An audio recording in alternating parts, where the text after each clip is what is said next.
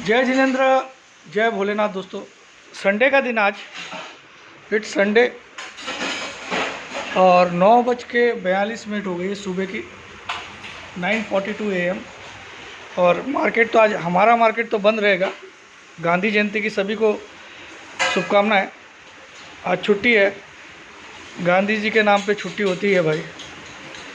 गांधी के सिद्धांत में भले आप चलो या नहीं चलो, छुट्टी ज़रूर देता है गांधी जी, इसीलिए गांधी जी नोट पे भी है।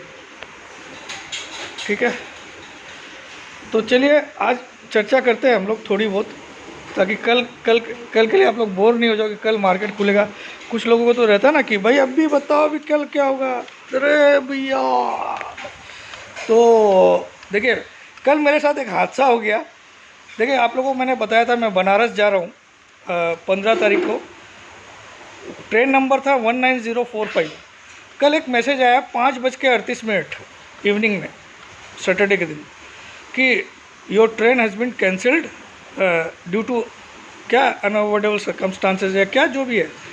तो मैंने दिमाग लगाया 15 तारीख की मेरी सेकेंड AC की 4 टिकट, भाई पूरी फैमिली जा रही है ना, मेरा 50वां बर्थडे है, तो ऑल फैमिलीज आर गोइंग। और मैंने टिकट बनाई थी सूरत टू छपरा, क्योंकि कंफर्म टिकट मुझे बनारस की नहीं मिल रही थी, तो सूरत टू छपरा बनाई थी। 11,000 कुछ लगे थे मेरे को उसमें प्राइस टिकट के, सेकेंड AC। और रिटर्न की भी 19 तारीख की थी। उसमें भी मैंने वाराणसी टू भरूच बनाई थी, सूरत की नहीं मिल रही थी। भरूच मतलब जो बड़ौदा के पास है, ठीक है। तो वैसा था, और होटल भी 4 दिन की बुक कर रखा था।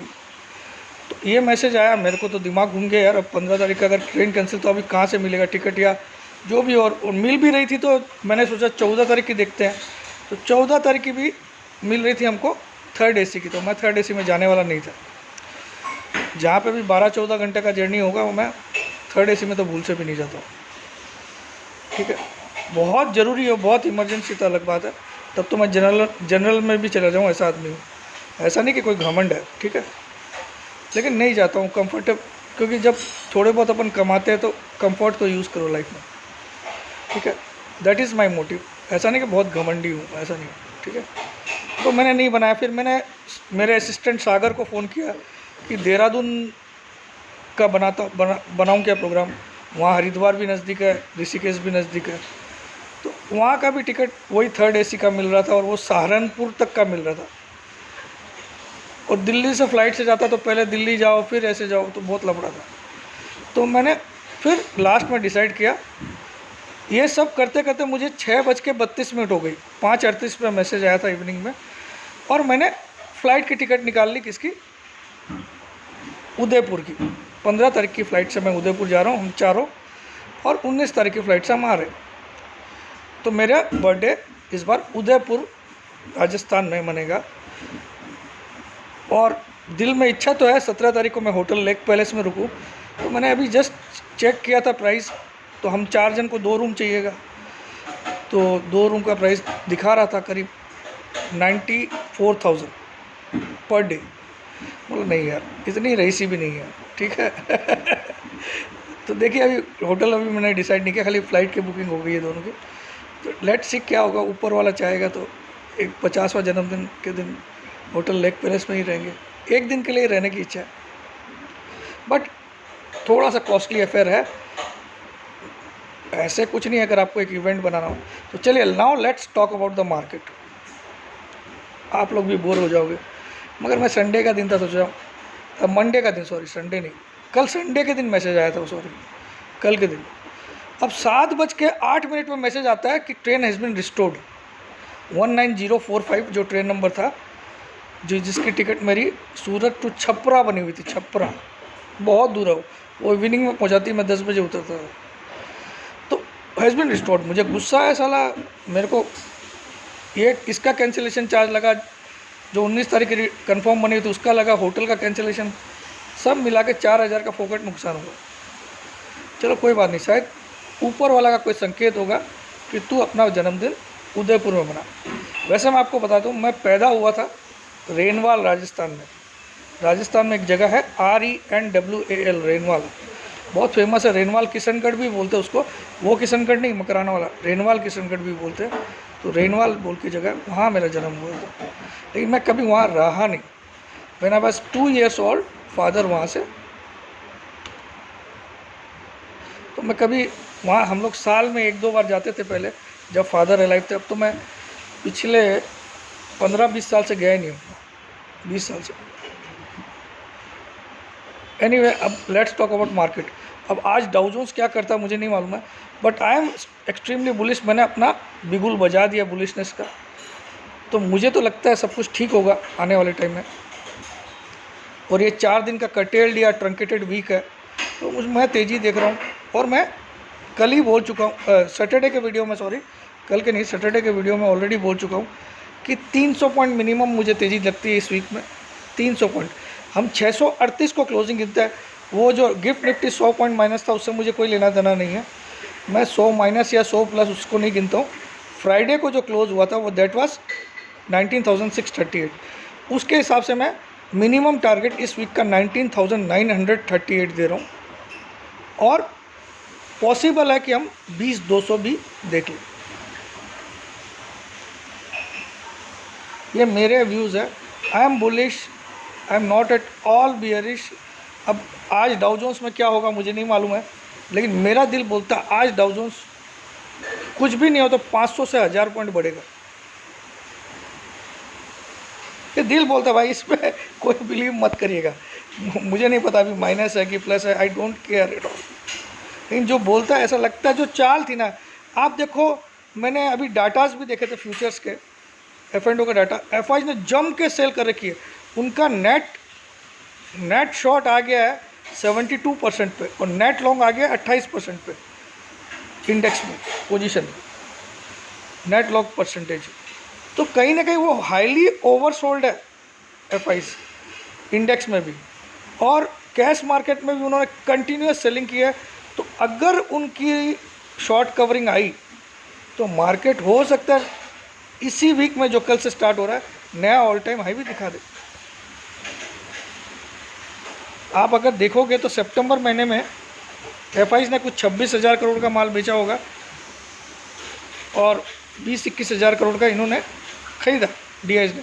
तो नेट मार्केट से पैसा निकला ही है, कैश मार्केट की बात कर रहा हूँ। तो ओवरऑल मुझे लगता है एफआई का आजकल उतना दमखम नहीं रहा पहले जैसा। आज की डेट में हमारा इंडियन मार्केट मेनली डीआईज और जो हम लोग के जनरल क्लाइंट्स हैं, जो वी पीपल, जनरल पीपल, जिसको क्लाइंट की संख्या दी जाती है, वो लोग चला रहे हैं। आप देखो इतनी बड़ी सेलिंग कंटिन्यू कर रहा है एफआई, मार्केट अभी भी ऑल टाइम हाई से सिर्फ 600 पॉइंट, इनफैक्ट 3% भी दूर नहीं है, 3% भी। और आप सोचो, अगर दिमाग में लगाओगे तो 24 मार्च 2020 में निफ्टी जो था 7,511 का लो बना, कोरोना आया था आपको याद होगा।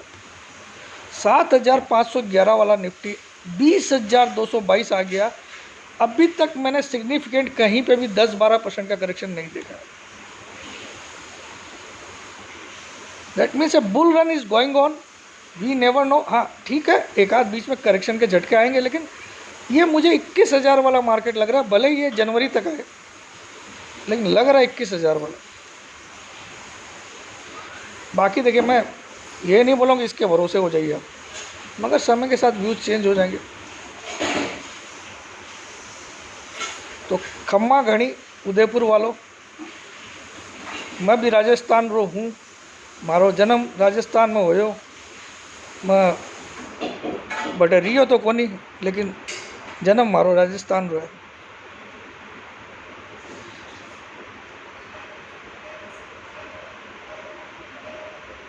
तो उदयपुर और माउंट आबू भी मैं जाऊंगा। और श्रीनाथ जी है वहाँ पे, सॉरी नाथद्वारा है, नाथद्वारा भी कोशिश रहेगी। तो देखता हूँ, 4 डेज़ टाइम है मेरे पास।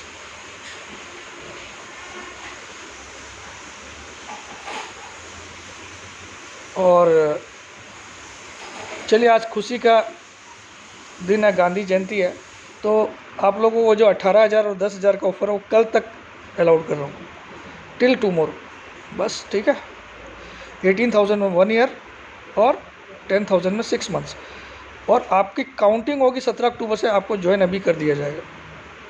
तो 6 मंथ्स की काउंटिंग होगी 17 अक्टूबर से 16 अप्रैल 2024 तक, 17 अक्टूबर 2023 से, और 1 ईयर की काउंटिंग होगी 17 अक्टूबर 2023 से 16 अक्टूबर 2024 तक। 17 अक्टूबर क्यों गिनो? That's my birthday. इस दिन मुझे कोई याद नहीं आता कोई फेमस पर्सनालिटी का और किसी का बर्थडे है, लेकिन अनिल कुंबले जी का बर्थडे भी यही है, जिन्होंने 10 के 10 विकेट उखाड़े थे पाकिस्तान के टेस्ट मैच में।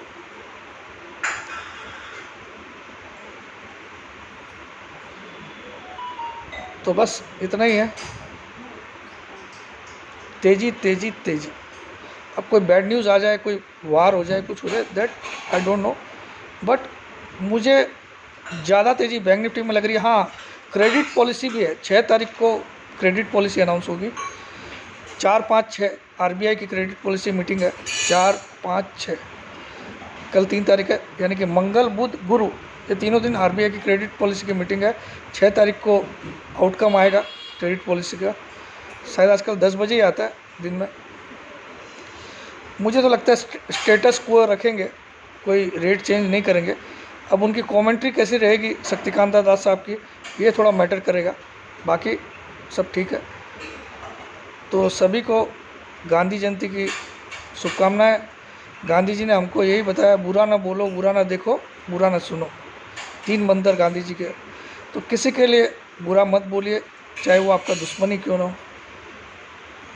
और कोई किसी के बारे में बुरी बातें या बुरी बातें कर रहा है तो मत सुनो, और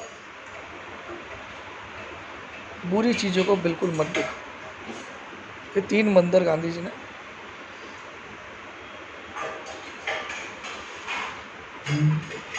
अब बहुत सारे लोग बोलते हैं गांधी जी ने क्या किया, क्या नहीं किया। अरे भैया, तुम आज के बीजेपी के डायलॉग मार मार के देश को चला रहे हो। ये बीजेपी अभी आई ना, 14 में आई है ना, उसके पहले एक बार वाजपेयी साहब आए। ये देश क्या 47 से नहीं चल रहा है क्या? थोड़ा समझो यार, इतना इतना मत उगरो। ऐसा कुछ मोदी जी ने कोई चमत्कार नहीं कर दिया है जो तुम इतना इतरा रहे हो। ठीक है, ही इज़ डन, हमारा नाम बहुत ऊंचा किया है विदेश में, इसके लिए सैल्यूट भी है मेरा। लेकिन ऐसा कुछ भी सिग्निफिकेंट नहीं किया, बल्कि आप इंदिरा गांधी को देखो, पाकिस्तान को घुस के मारी थी। 70-71 का जो युद्ध था, उनको घुटने पे ला दिया था। तो मुझे तो, अगर मैं रेट करूँ आज तक का बेस्ट प्राइम मिनिस्टर, मेरा पर्सनल व्यू है, इंदिरा गांधी से बेटर आज तक तो मुझे कोई दिखा नहीं। वो मेरा, अगर मैं रेट करूँ तो इंदिरा गांधी को अगर मैं 100 दूंगा तो मोदी को 20 दूंगा उसके अगेंस्ट में।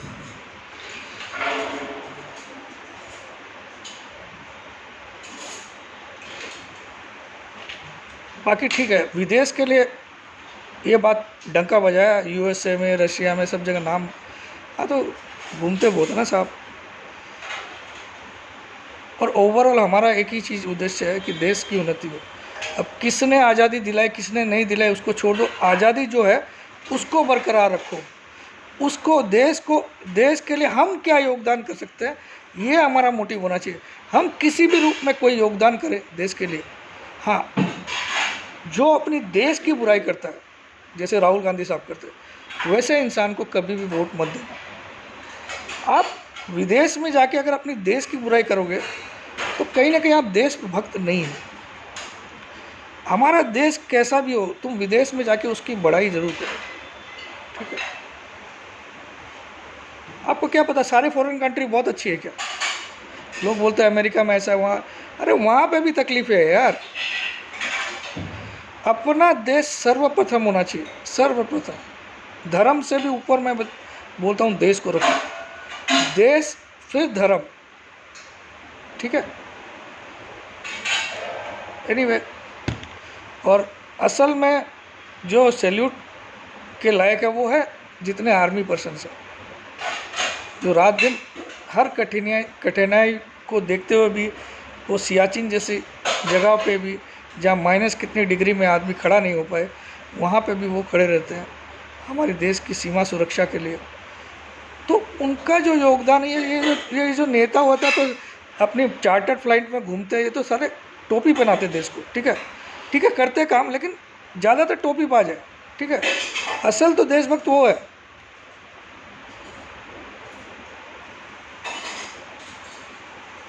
अब एक नेता की सुरक्षा में देश में कितनी सारी गाड़ियाँ उसके पीछे जाती है, उस एक आदमी का खर्चा कितना है, उतने में 1 लाख फौजियों की सैलरी हो जाए, जितना एक नेता का साल में खर्चा लगता है।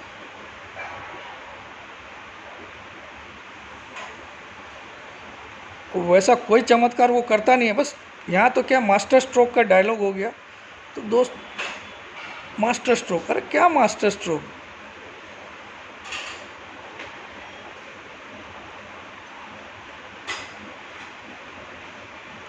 और जितने को भी हमने नेता बनाया उनकी ड्यूटी है देश के लिए सेवा करना, उनकी ड्यूटी है, इसीलिए उनको चुन के लाया गया।